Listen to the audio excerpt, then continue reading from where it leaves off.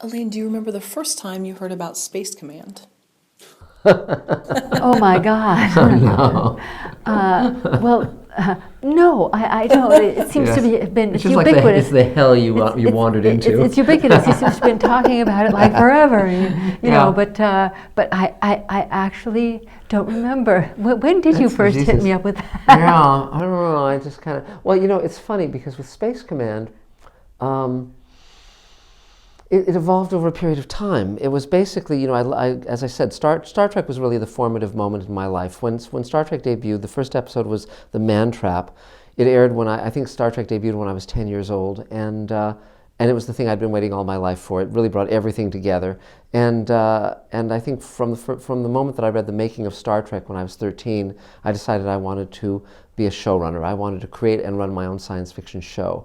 And all the hundreds of hours of television I did, all the books I wrote, were all toward learning that, gaining those skills that I would need to be able to do that thing. And when Elaine and I got together, I mean, we've been together for 40 years, we've been married for 39.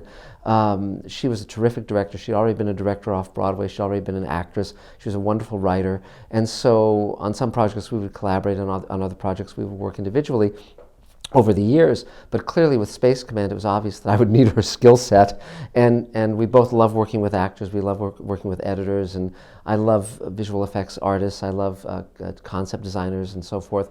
So I'd been gathering a team, and so from the beginning I knew I wanted to work with Elaine on this project. But the key jumping off point was we were both feeling very disturbed about the dark and cynical turn that science fiction had taken. Yes. And he introduced me, well, I guess I knew a little bit about it before, but he was a great fan of things like Space Patrol.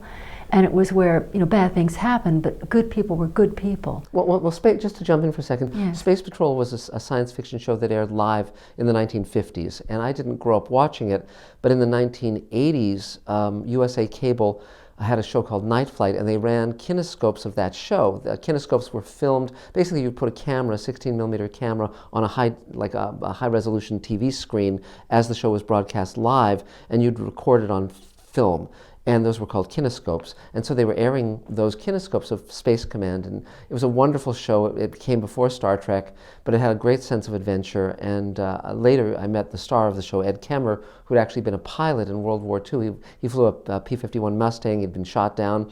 He was captured by the Germans, escaped from a German POW camp. He was a real hero before he played a science fiction hero in the 1950s. And he looked like one. He seemed like one. Very handsome man. Yeah. And so that was part of the inspiration, and then of course Star Trek. And when Elaine was talking about the dark science fiction, there was a period a few years ago where all the science fiction was very dark and very dystopic, whether it was Battlestar Galactica, which I very much liked, or Elysium, or After Earth, or any of these things. They all were saying the future is going to be really bad and there's not anything you can do about it. And most people are mean-spirited and things don't work out well. Right. And what was odd, or what Mark pointed out was odd, was that this was being written by writers whose lives was pretty darn good. Yeah, they go home to their families and they live in Pacific Palisades and they have a very nice life. They're paid hundreds of thousands of dollars or millions of dollars. Sure. So somehow there was a disconnect between the life they were creating personally and the work they were writing. And I felt very strongly that science fiction, Outer Limits, Twilight Zone, Star Trek, those shows had a moral compass. And particularly Star Trek said,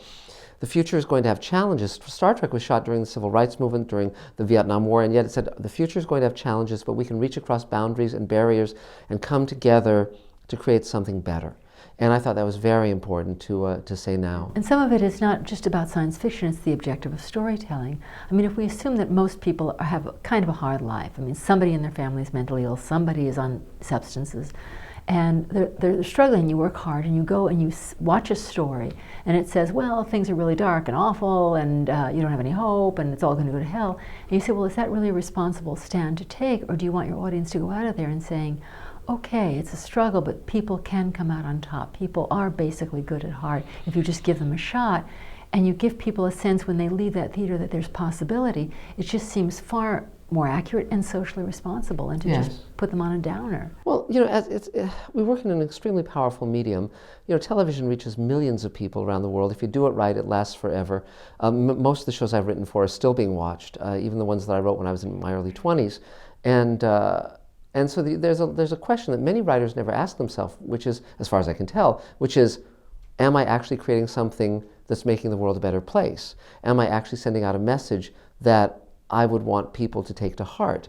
You know, TV can do one of three things. It can either anesthetize, or fill people with despair, or inspire people. And I think the first obligation of any dramatic entertainment is to entertain, obviously. If you don't entertain, it doesn't matter what your message is, people won't stick around for it.